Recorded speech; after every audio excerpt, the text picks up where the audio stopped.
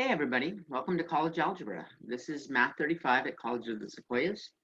Might be different at your school if you attend another college. But today we're going to start looking at graphing and our two-dimensional coordinate system. So, and this is chapter 2. So chapter 2 is on graphing. Graphing in the Cartesian plane.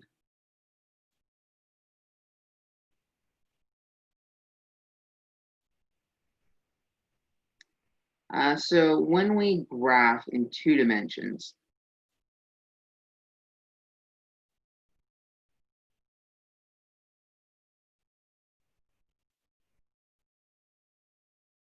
we are graphing on a flat surface that we call a plane.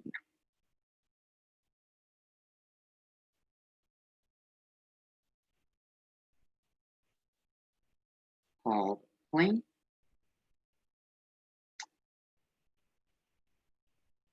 And Descartes came up with this graphing system, this mapping system. Graphing is much like mapping.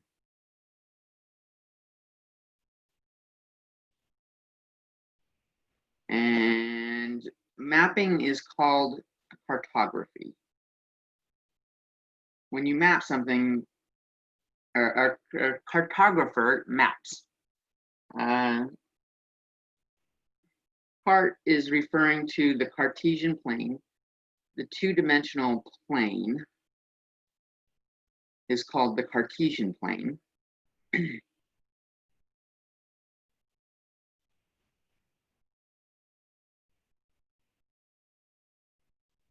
Okay.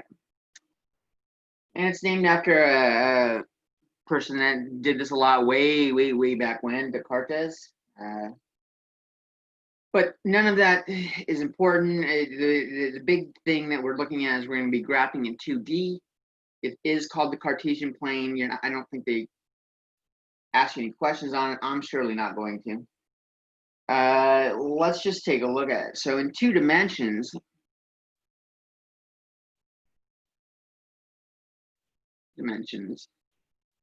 we can go up and down,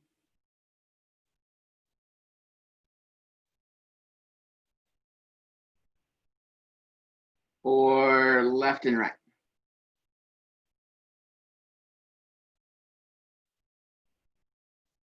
For up and down, we refer to this as our Y direction.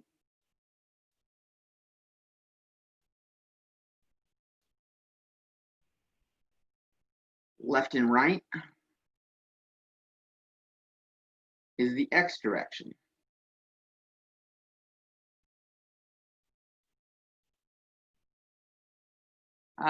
X and Y are both variables.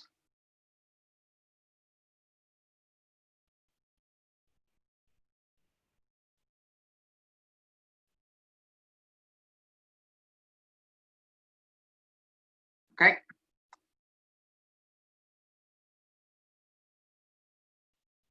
Any point on the map, on the graph, all points on the graph are given as coordinates.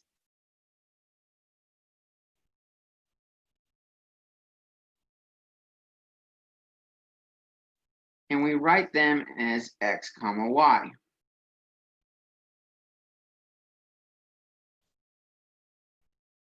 Including the parentheses and comma.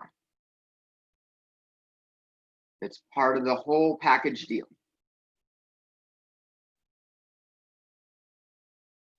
Unfortunately, this looks a lot like interval notation for when we don't include values at the end. This is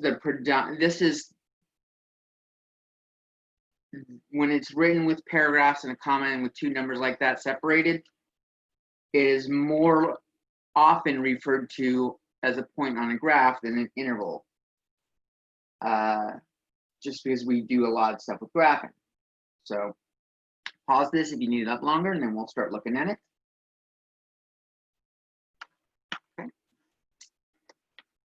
You can sketch one of these by hand if you wanted to.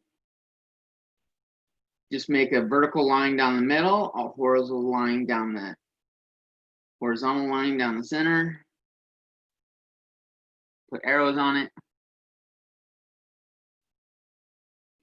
Make little hashtags indicating value. This looks a lot like you would have on graph paper. There's a graph paper nearby. If you've got graph paper, let me do this. If you got graph paper, this works really well.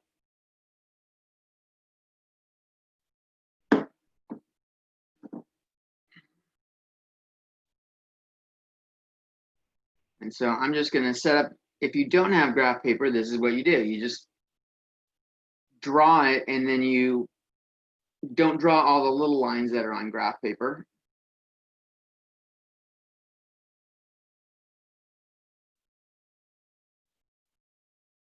This left-right line is called the x-axis. And this vertical line is called the y-axis. All right. At the center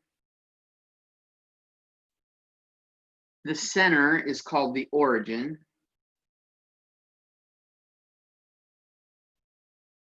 And we give that xy value is 0, 0.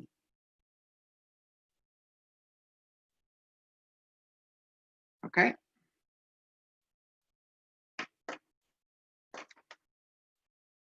As we, for x, for the x-axis,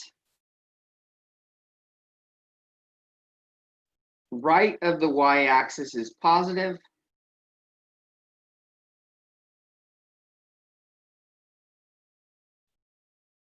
Left of the y-axis is negative.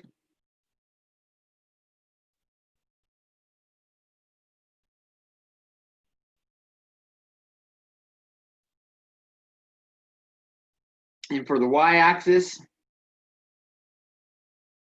above the x-axis is positive, or positive numbers. And below it are negative numbers.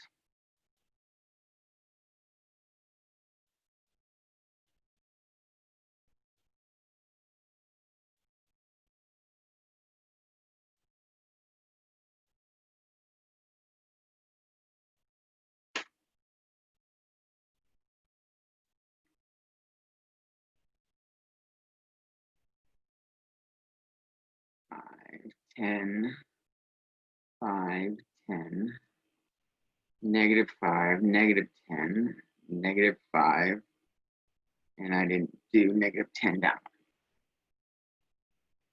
All right. So if I go up 6 points from the center, the x is how far left and right I am from the y-axis. If I'm still on the y-axis, my x value is 0. This point right here has an x value of 0 and the y value is of 6.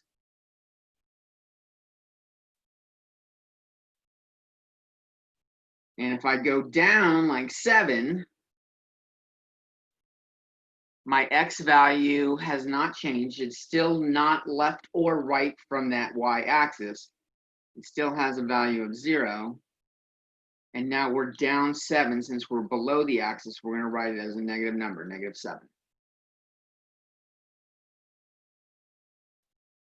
Recall in the center we've got 0, 0. In fact, no matter where we pick on the y-axis, we have not gone left or right at all from it.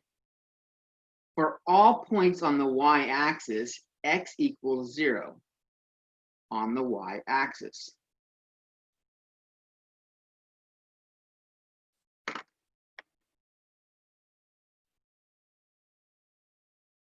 I could do similar things on the x-axis. If I go left 3, I've gone 1, 2, 3 left of it. Left is negative. That point is -3. From the x-axis, I have not gone above or below. I'm on it still. There's no distance from it. That value is 0.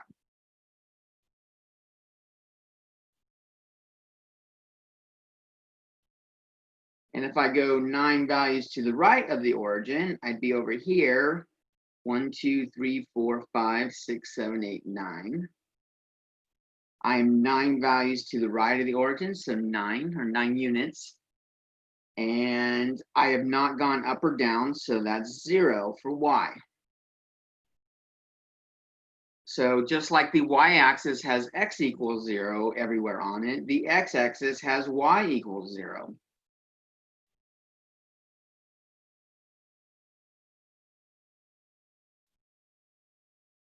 Okay.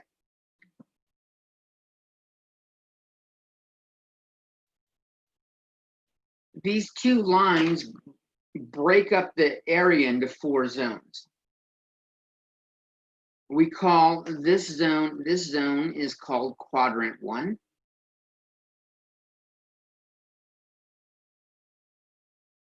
And I usually abbreviate it with Q.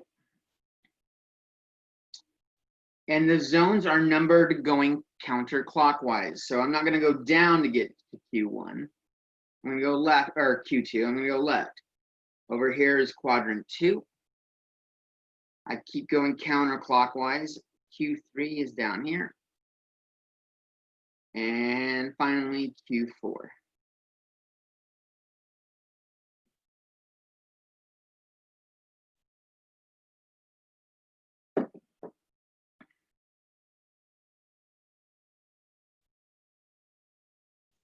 So if I'm not on the number line, or on the x-axis, what's going on there?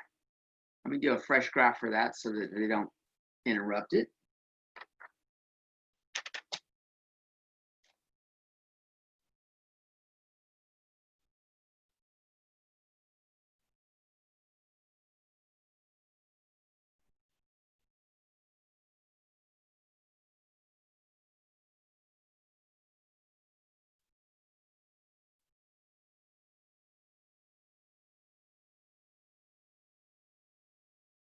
So again, right is positive, up is positive, down is negative, left is negative. When I do this by hand, notice that every 5th one, I make a bigger slash line on the axis. It makes it easier to count. Like if I got to go over 12, I don't want to have to go 1, 2, 3, 4, 5 and count 12 moving my pen. If you've got these little hash marks and make every 5th one bigger, it's easy to jump by increments 5. So let me just put a couple more points on there. If I've got, let's go, say I go over 3 here. So 1, 2, 3 to the right, and if I go up 4, this point, the x, we're still looking at xy. I have gone 3 to the right, so x is 3, and I've gone 4 up from the center or the origin, so y is 4. I could go to the left. If I go left 4 and down 1, this point right here is -4. That's my x value. I moved left 4 and I've gone down 1. So -4, -1.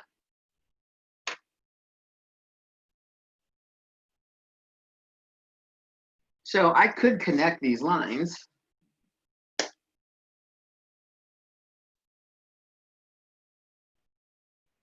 Or connect these dots in a line. Okay. Now, if I wanted to figure out how far apart these are, so connecting the dots makes a line.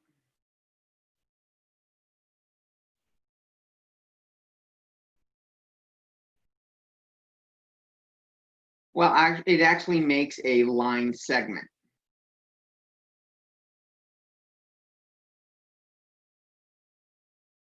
Lines continue on in either direction without end.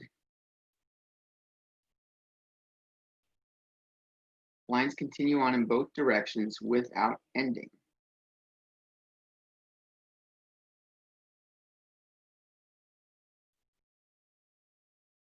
So I'm going to add more to this little line right here, show you what I mean.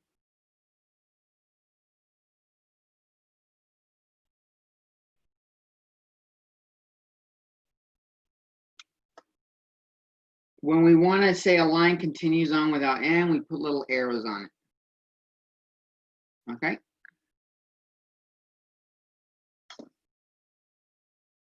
Now this central part that I made red,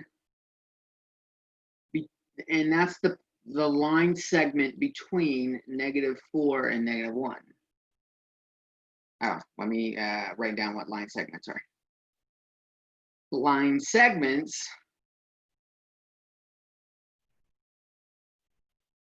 have an endpoint on both sides.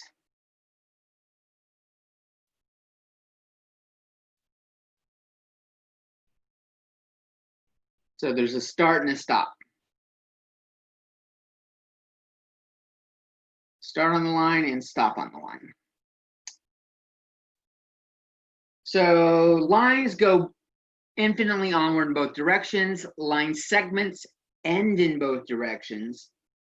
And finally, if we have a start point, but it goes infinitely away from it,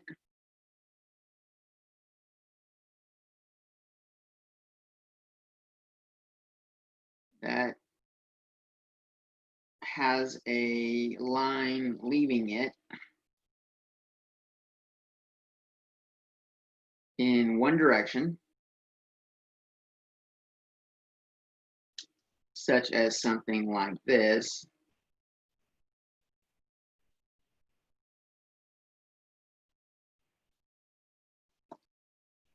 This is called a ray.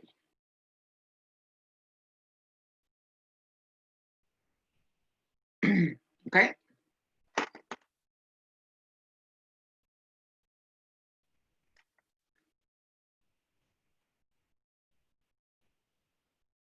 So what if I, moving these lines, there's a length between them. A line segment has a length. It has a fixed length.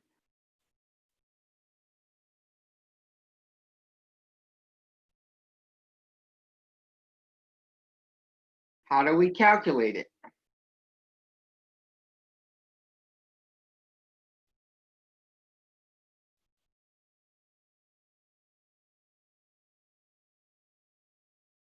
So what we're going to do before I move to the next page, I'm going to label these points.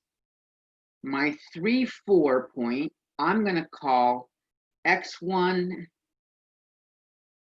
comma y1. And I'm going to call -4, -1 as x2, comma y2.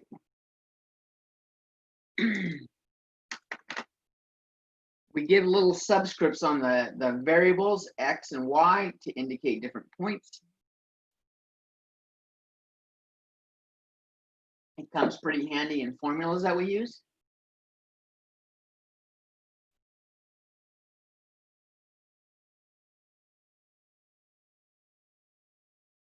Let's take a look at how we calculate that distance. I'm going to call that length d. Let's give it a length d.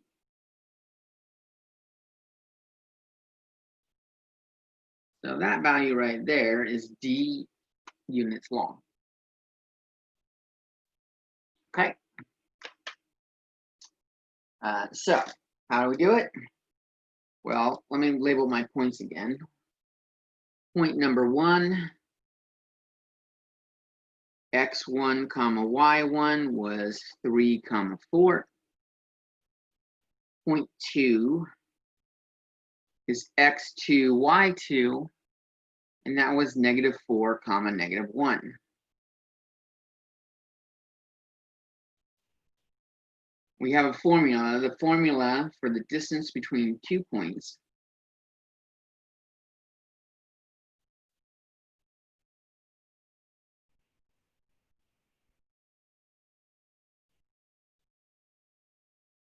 And oddly enough, it's called the distance formula.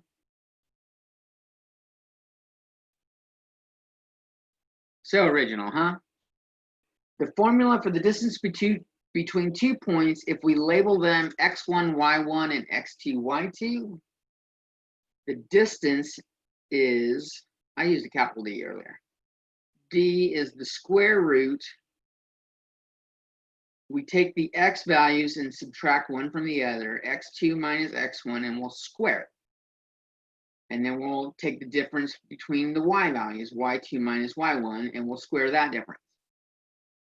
So we find the difference between the x's and square it, find the difference between the y's and square it, we add them together, and whatever that value is, we take the square root. And it's important to note, it doesn't matter which point you label x or point 1 and which one's point 2.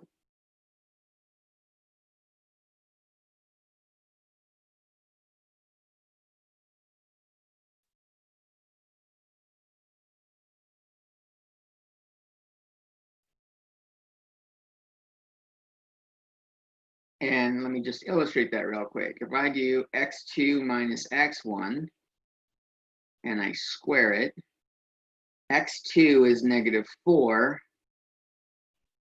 Then I subtract x1 is 3 and I square it.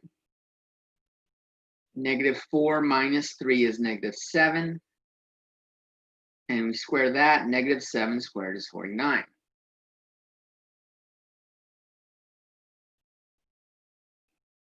If I do y2 minus y1 and I square it, I've got -1 minus 4, y2 minus y1. I square that, -1 minus 4 is -5, and we square it, and I get 25.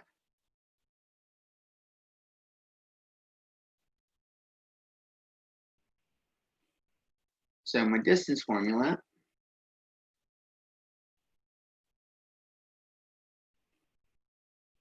x2 minus x1 squared, -4 minus 3 squared, plus -1 minus 4, that quantity squared. That is the square root of 49 plus 25, which is the square root of 74. Doesn't have to make a nice, pretty number. Square root of 74 is not a whole number. All right?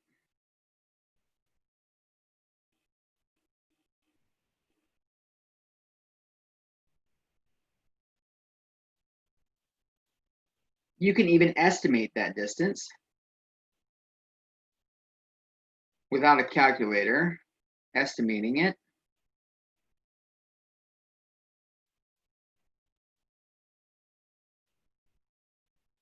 An estimation of that. Square root of 74 is less than the square root of 81, which is 9. And it's bigger than the square root of 64, which is 8. So the square root of 74 is between 8 and 9. It's closer to 64. 74 is closer to 64 than 81. So it will be below 8.5.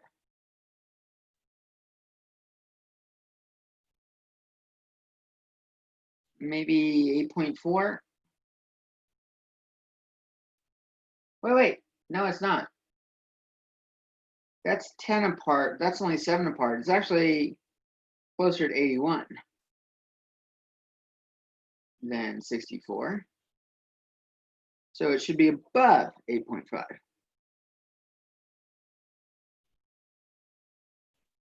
Maybe 8.6. 74 minus 64 is 10. 81 minus 74 is 7. It's closer to 81. What is the square root of 74? Wow, 8.6 is pretty close. Square root of 74 is, if I round, 8.602. So my estimation was pretty close, right?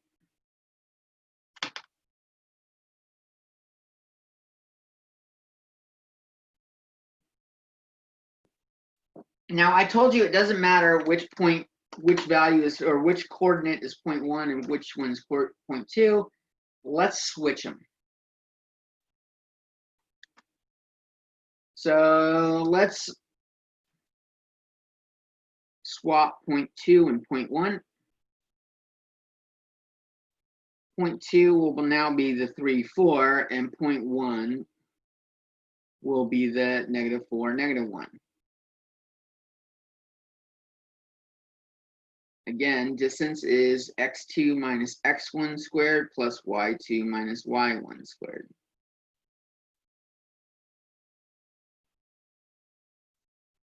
We plug in what we have. So 3, 4 is x1 comma y1, or x2 comma y2. And -4, -1 is x1 comma y1. If I substitute those in, I have x2 is 3. Then I'm subtracting x1, which is -4. I've got 2 minus signs. That's going to become a positive. So that becomes 3 plus 4 there. And then I square that, and then I do y2 minus y1 squared. Y2 is 4, and y1 is -1. And there's 2 minus signs in a row there. That becomes plus 4 plus 1. So 3 plus 4 is 7. I've got 7 squared. And then 4 plus 1 is 5. I got 5 squared. We're back to 49 plus 25 in the square root, and that's the square root of 74. So it doesn't matter which one you label 0.2 and which one you label 0.1, as long as x2 goes with y2 and x1 goes with y1. All right?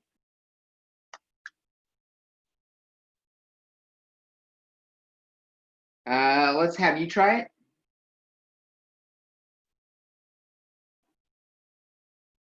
Use the points 3, -5, and -2, 8. Go ahead and pause the video.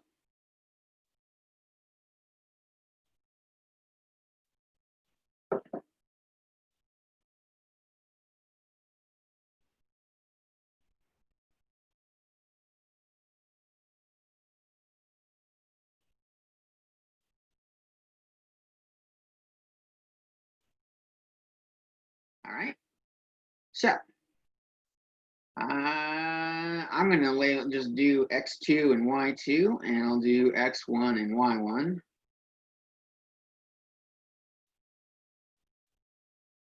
So my distance formula, use a little d or a capital D, it doesn't matter. I'm rewriting down the formula again, because if you write down the formula enough times, you're never going to forget it. If I plug in the values I've got x2 is 3, and I'm going to subtract x1 is -2, and I'll square that. And then I'm going to add, and I'll take y2, which is -5, and I'm going to subtract y1, which is 8. I'll square that. So I have the square root of 3 minus -2. This becomes a plus.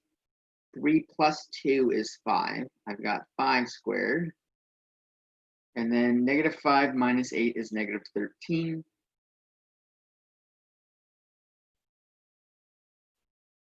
5 squared is 25, and -13 squared is 169.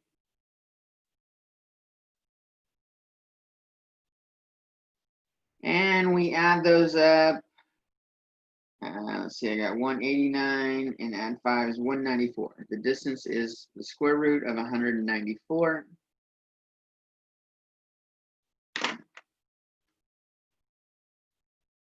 Square root of 194.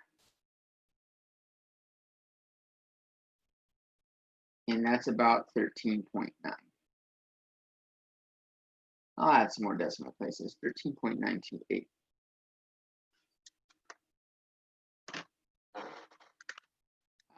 In the homework and on the exam, don't round unless it prompts, unless asked to. Leave it in radical form.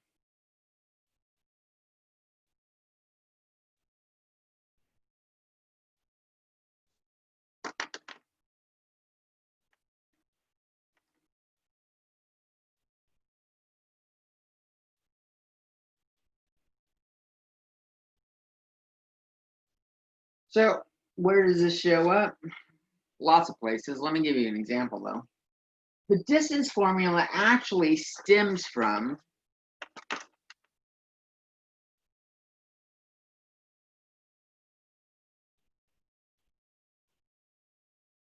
the equation for right triangles.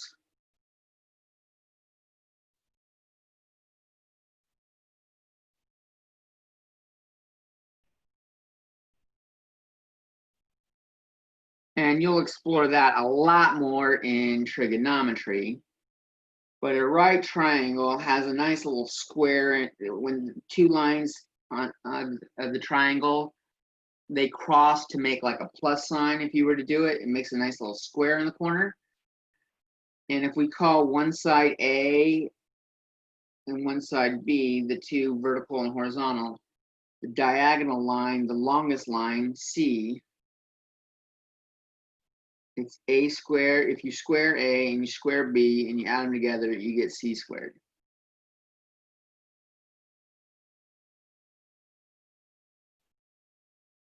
And which means if you take the square root of both sides, you get square root of A squared plus B squared equals C.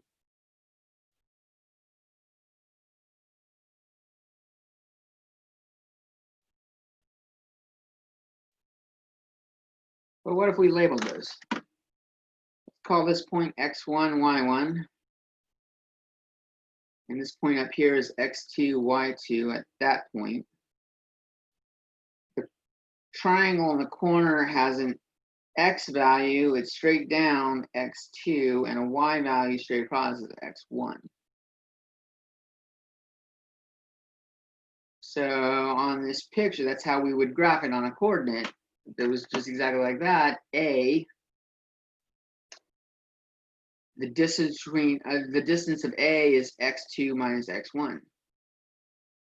That's how long A is, and B is y2 minus y1. And thus you get the distance formula.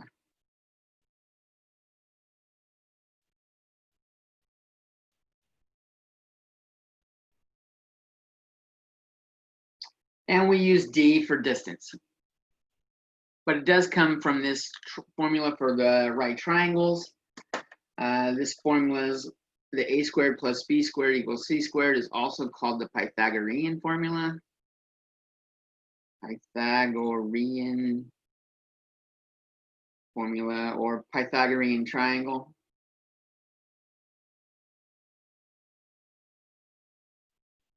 Named after Pythagoras or Pythagoras. Not sure how you pronounce it. Old dude, Greek, think Greek, maybe Roman, who knows? Not a historian. If I was teaching history, this way you wouldn't be doing math. So let's do something. Let's just find out. Let's test this idea. I have 3 points.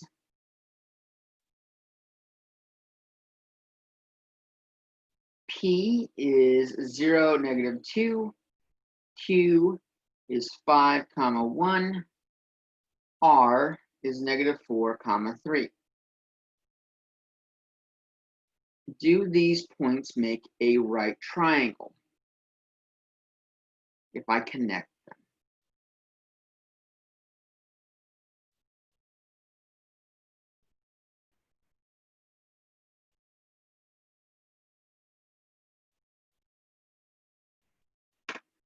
Let's take a look.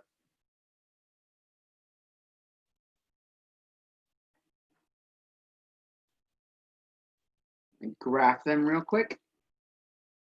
Actually, I can graph them there. Let's graph them right here.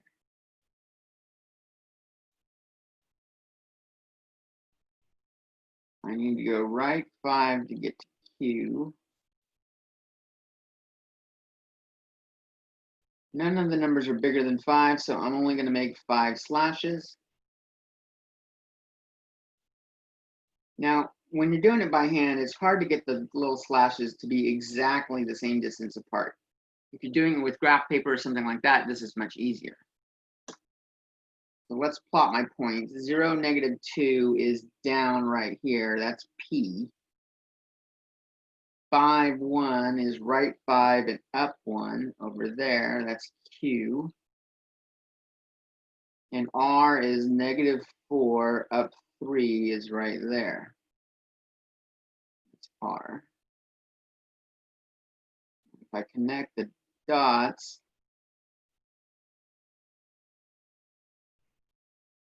it looks like it might make a right triangle. Maybe. Looks close to a right triangle.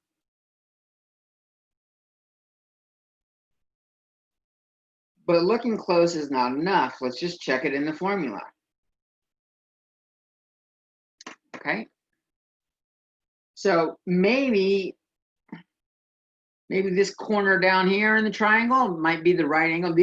This angle right here, the angle is the distance between two lines along that thing. It might be a right triangle. Let's just check it. So line segments we list as things like this. The way we show a line segment, I didn't show you earlier. We put the endpoints on there. If we have them labeled like P and Q, we'll put a PQ there. And then a bar above it, like that. This indicates line segment.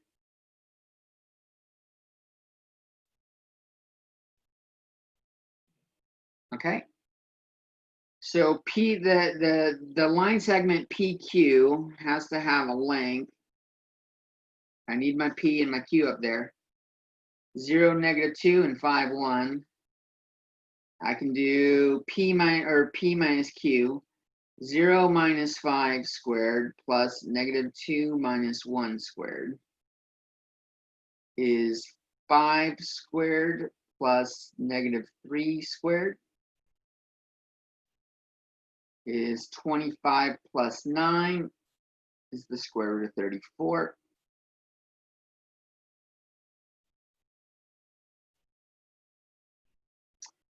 Let's take a look at, that was PQ. So this is square root of 34 right there long. Let's do PR.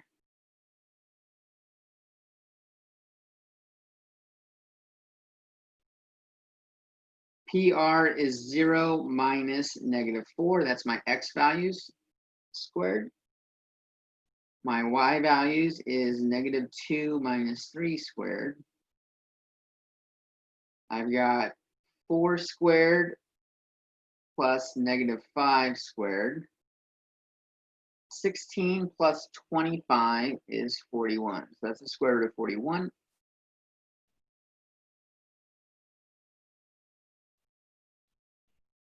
And finally, I'll write that in, square root of 41. And if we do QR, Q is 5, 1, R is -4, 3. So I'll have 5 minus -4. That's my X values. I square it. And I've got 1 minus 3 squared. 5 minus -4 is 9. So 9 squared plus 1 minus 3 is -2. -2 squared. 9 squared is 81. -2 squared is 4. That's the square root of 85.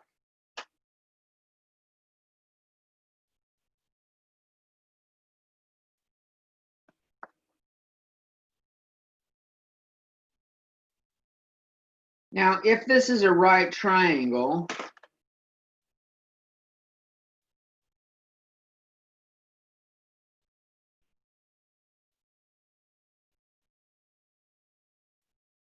the right angle has got to be in the corner where P is. And that means QR is that hypotenuse, the opposite side. We should have PQ squared plus PR, that line segment squared, equals QR squared.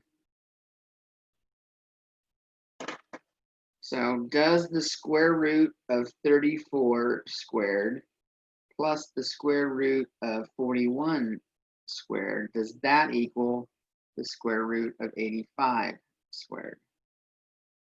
I'll put a little question mark above the equal sign because I'm just saying I don't know if it is. I'm checking it. Squaring a square root gets rid of the root and the exponent. I've got 34 plus 41. Does that equal 85? No. 34 plus 41 is 75. 75 does not equal 85. This is not a right triangle. It looks like it by just looking at it with my eye, but it's not.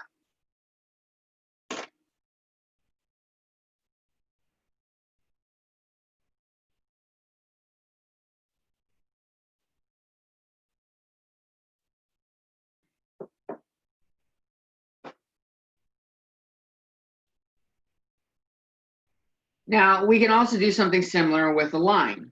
Just finding a line. Do 3 points make a straight line?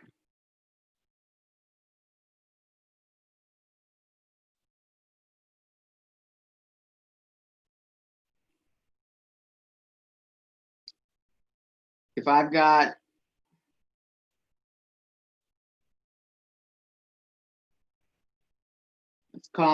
let's do A, B, and C this time. Use different letters. If I connect them,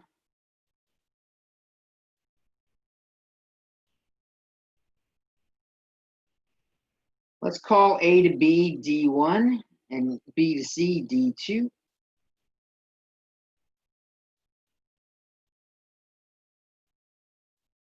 So the length of line segment AB is D1. The length of line segment BC is D2. What about the length from A to C? If they're on a straight line, we can just add these together. It should be D1 plus D2. Okay? And when we add points that are on a straight line, make a straight line together, we call these collinear points.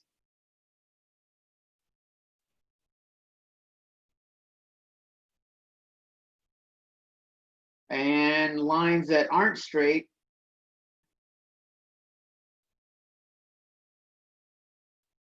are called curves.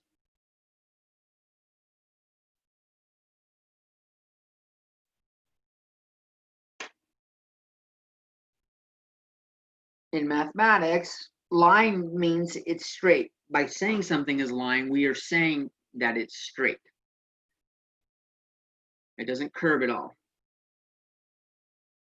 So let's check to see if 3 points make a line. Let's just do A equals -2, 5. And B equals 0, 3. And C equals 8, -5.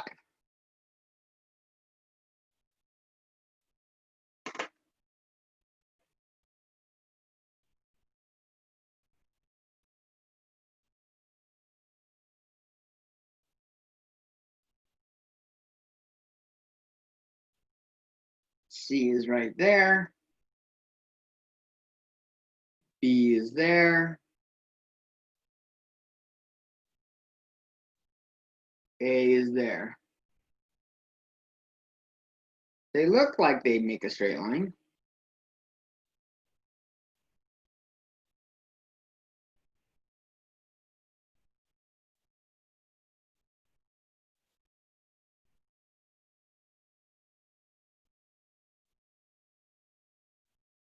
All right, to connect the dots, they look like they make a straight line. We can check it though. The line segment AB, we've got -2 minus 0 squared plus 5 minus 3 squared is the square root of -2 plus -2 squared plus 2 squared. -2 squared is 4, 2 squared is 4. This is the square root of 8, and that's 2 root 2.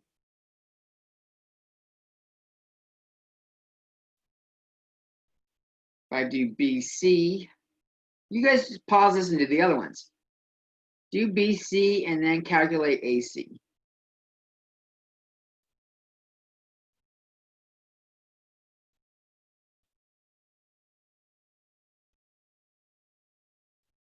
All right, I've got 0 minus 8 squared plus 3 minus -5 squared is the square root of -8 squared plus 8 squared. 64 plus 64 is the square root of 128. And if you simplify that, that's 8 root 2.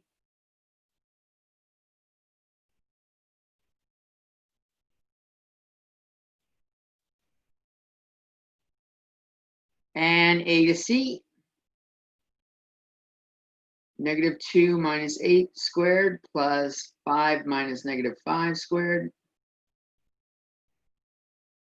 -2 minus 8 is -10, so -10 squared, and 5 minus -5 is +10.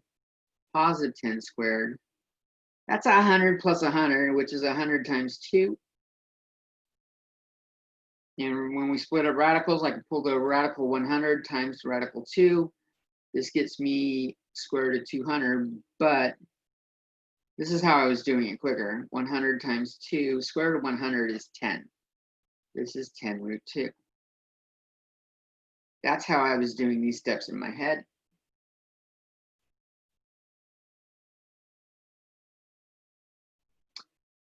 And so does AB plus BC.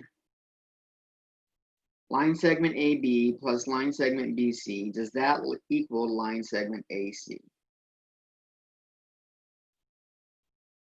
2 root 2 plus 8 root 2, does that equal 10 root 2? Yes. These are collinear points and make a straight line.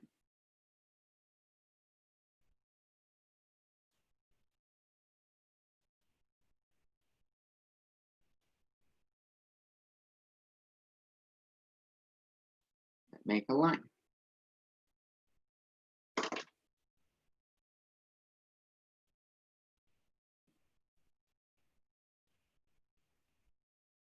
All right, a little bit more for you.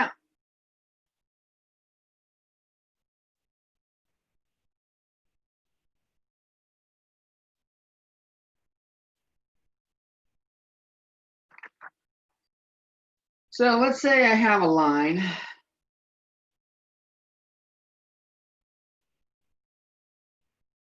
or a line segment, and I want to find the middle point. The middle point of a line segment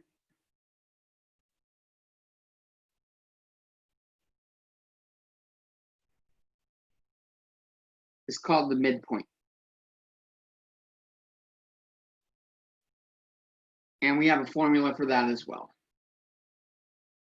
If we have points x1, y1,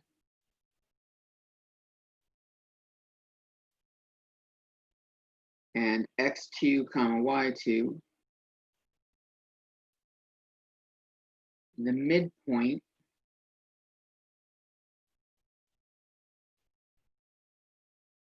is going to be a coordinate. So we'll have a coordinate. The x value, what we do is we add up the two x values, x1 plus x2, and we take that total or sum and we divide by 2. And to find the y1, we do the same thing. Y1 plus y2, we find that sum and divide by 2.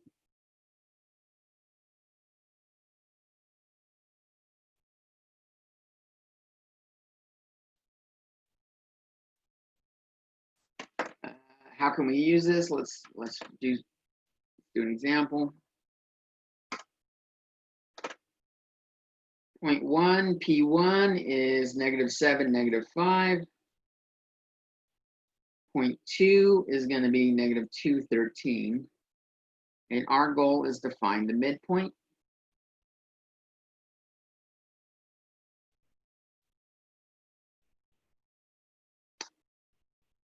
So the midpoint is, we use M. I'm going to take the x values, -7 and -2, and I'm going to add them together and divide by 2. And I'll do the same thing with the y values, -5 plus 13. We'll divide that by 2. That -7 plus -2 is -9. I've got -9 over 2. I wrote 8 there. That's a 2. -5 plus 13 is 8. And that's divided by 2. That's where I got the 8. So M equals -9 divided by 2 is -4.5. 8 divided by 2 is 4.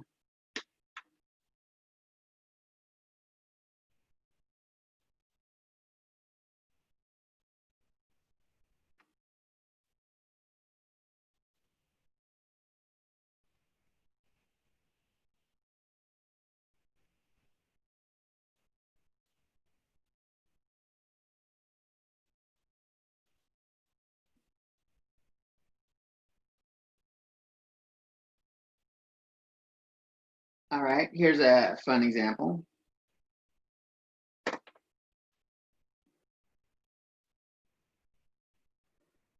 Point A is 8.2, or 8 comma -20, not 8.2, 8 comma -20. The value or the coordinate for B, we don't know. We'll call it XY. But we know the midpoint between A and B is 4 comma -4. Find B.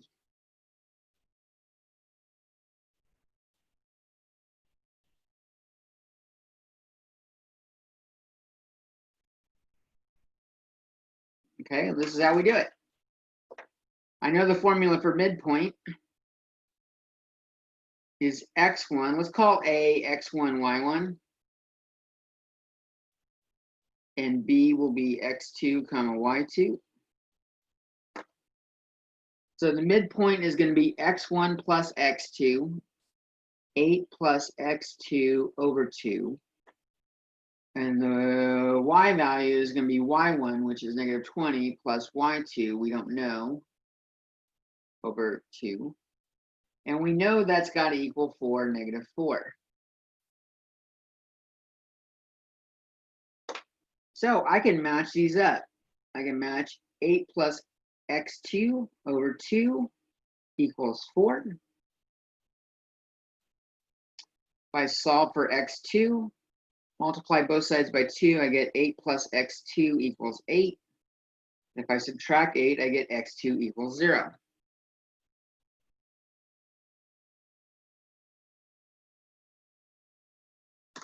If I do the same thing for y, -20 plus y2 over 2 has to equal -4.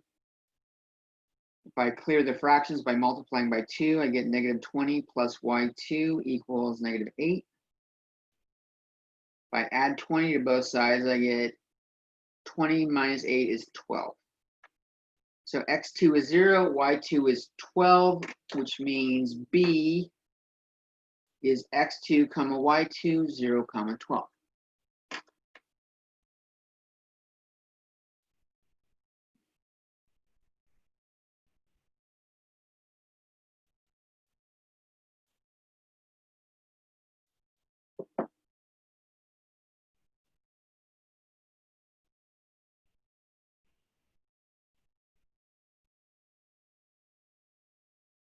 All right.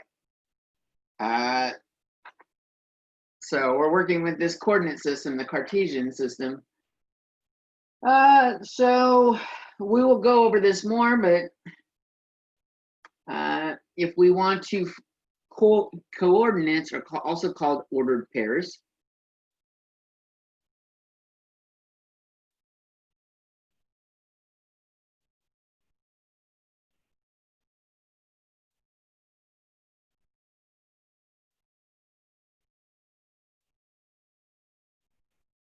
And if we want to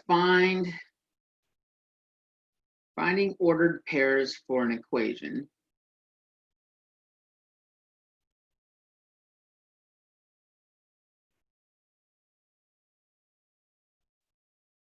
we have a couple options. You can plug in x values and calculate y and find the corresponding y.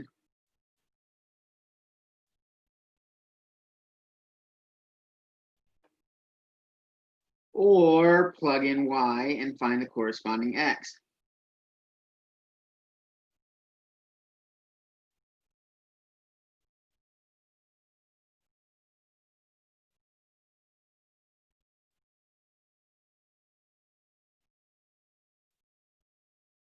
Okay?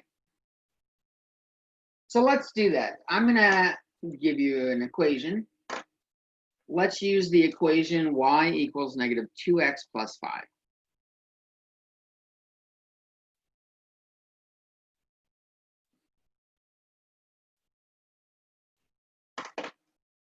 And I'm going to find 3 points.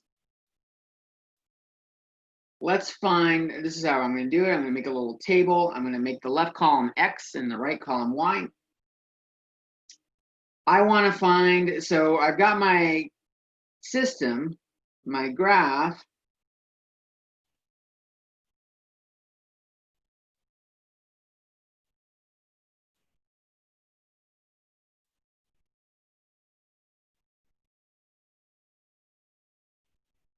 It's kind of easy if I can find where it crosses the x-axis and y-axis, that helps.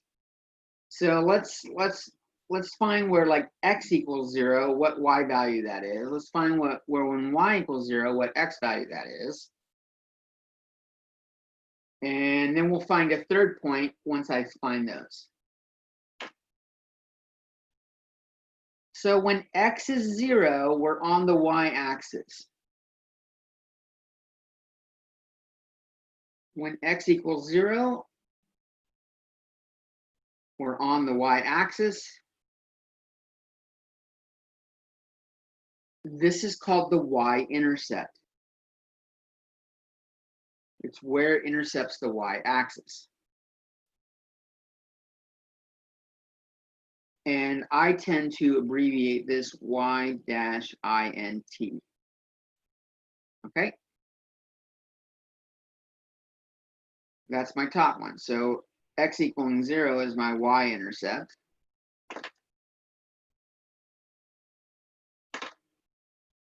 And let's just do that. The y-intercept, x equals 0, plug in x equals 0. Y equals negative 2 times 0 plus 5. Negative 2 times 0 is 0, and then I add 5 to it. 0 plus 5 is 5. My y-intercept is 0, 5, which is right here. That's my y-intercept, 0, 5. Now, sometimes the homework will say the intercept is just 5. That's wrong. I don't know why they say that. That's misleading. The y-intercept is where it intersects the x or the y-axis, and that is an ordered pair. It's not just the 5. And where it intercepts the x-axis, the x-intercept, or x-int, on that x-axis, y equals 0, which was the second thing I did. Second point I asked. So let's set y equal to 0. I've got y equals 0, 0 equals negative 2x plus 5. If I subtract 5 from both sides, I get negative 5 equals negative 2x. And then divide by -2, x equals 5/2, which is 2.5. So if I go right halfway between 2 and 3, I have my x-intercept. 2.5, 0. Now, if you want to find a third point on it, which is helpful, it helps make sure your stuff looks good. Pick an x value that's between these two x values, or a y value between those two y values. The way the equation's set up, I think it's easier to plug in an x value, because then I don't have to do this solving thing that I did in the x-intercept. And so I'm just going to pick an x value that's between them. Let's try x equals 1. So we'll do that one, x equals 1. Y equals -2 times x equals 1 plus 5. I've got y equals -2 times 1 is -2. -2 plus 5 is 3. So my y value is 3. I'm right 1 up 3 from the origin. That's how you find ordered pairs. Pick one value and plug it in to find the other value.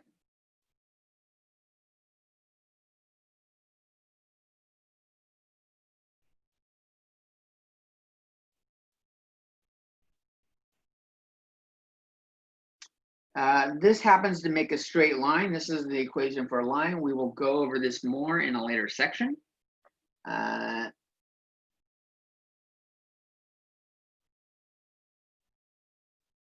And notice I don't have any exponents. So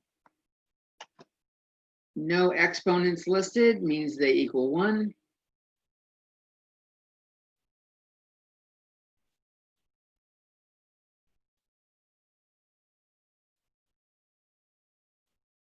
And if the exponents equal 1, it's a straight line.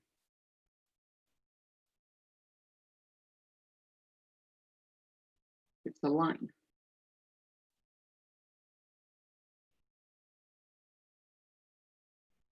And we will cover this more later, but this is actually this is a fun fact.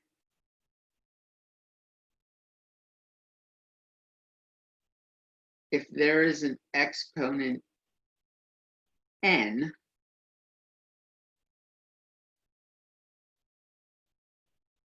then the graph turns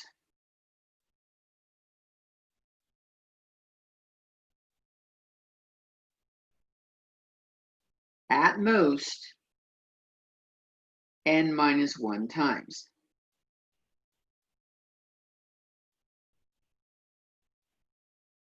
Okay?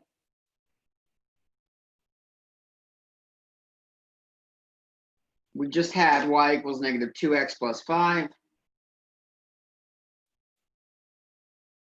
And oftentimes we write it as y equals something. So let's just look at the exponent on x. They're both equal to 1, but n equals 1, that's the exponent. So n minus 1 equals 0, no terms. That's why we end up with a straight line. If I have y equals x squared, n equals 2. So n minus 1 is 2 minus 1 is 1. There will be at most 1 term.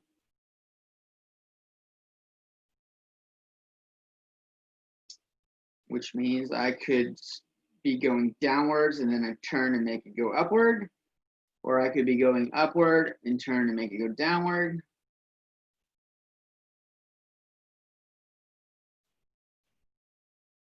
We'll see as we're doing it, if we do the other way, x squared equals y. I still have x equals y squared. I have a n equals 2 here. I'm going to have maybe 1 turn. It could be like that, or it could be like that.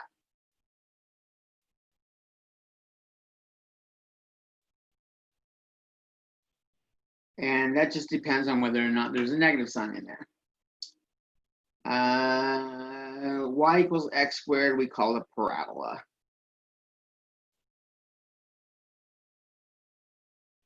And I say one turn at most. When you have x squared, you're going to have a turn.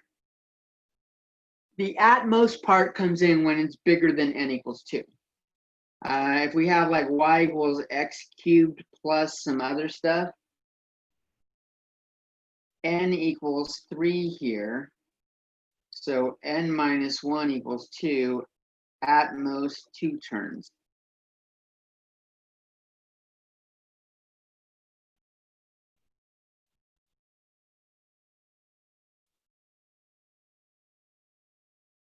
So I could have it going upwards, it curves, goes downwards, and then goes back up. I could just have it starting off going downward, curves back up, and then goes back down again. Sometimes it kind of like flattens out like that and does something like that.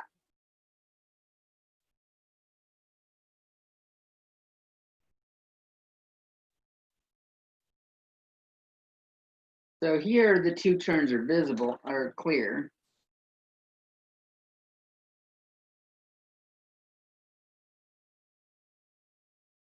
It's changing direction right around here, and here, here, and here kind of thing. This one is not really changing. It's if I go from left to right, it's constantly going up. It flattens out to not going up for a little while, but then it keeps going back up. So where's that turning point? That's why I say at most 2 turns.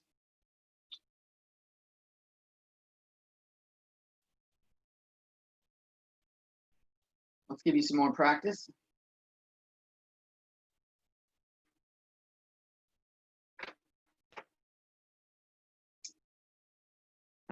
Let's have you find the intercepts.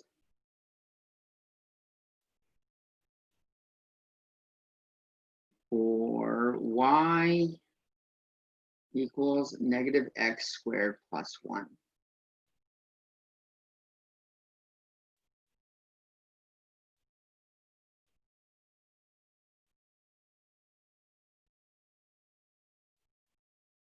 Pause the video and go for it.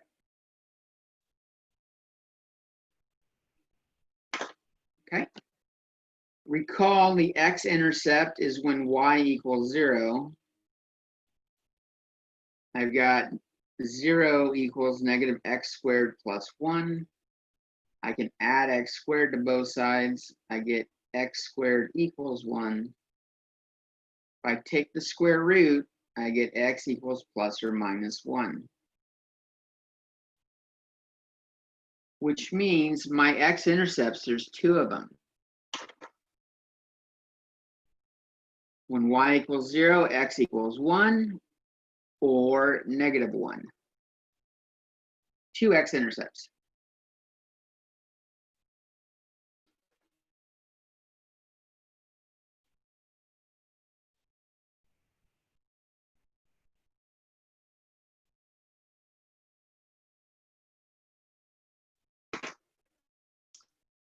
And we just found them. Negative 1, 0 is left 1, and 1, 0 is right 1.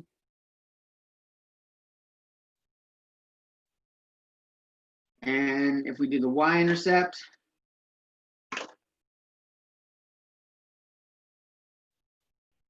x equals 0, which is pretty easy. Y equals negative 0 squared plus 1 is 1. So x equals 0, y equals 1. I have that. That's right here.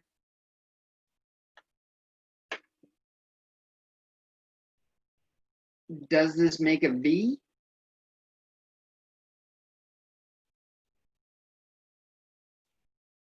Or actually a downward v like that? Or curvy?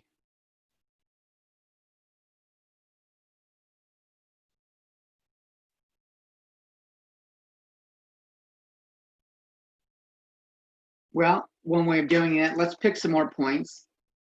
Let's try 2 and negative 2.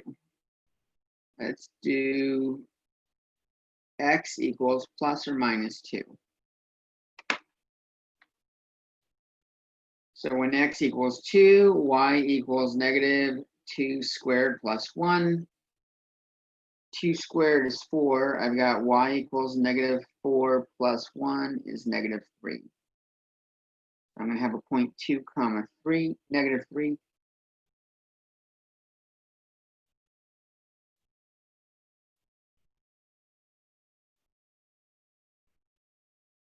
And doing negative 2 actually gets the same result. I've got negative and then parentheses, negative 2 squared plus 1. Negative 2 squared is 4, but then I got the negative outside.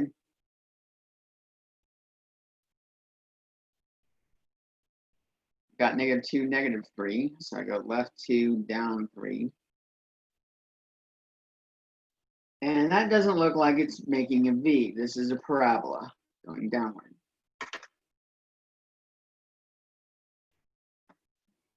That's it for 2.1. Peace. That's how you do ordered pairs. They'll give you problems with different shapes, stuff like that. Just find ordered pairs and go there. Take care.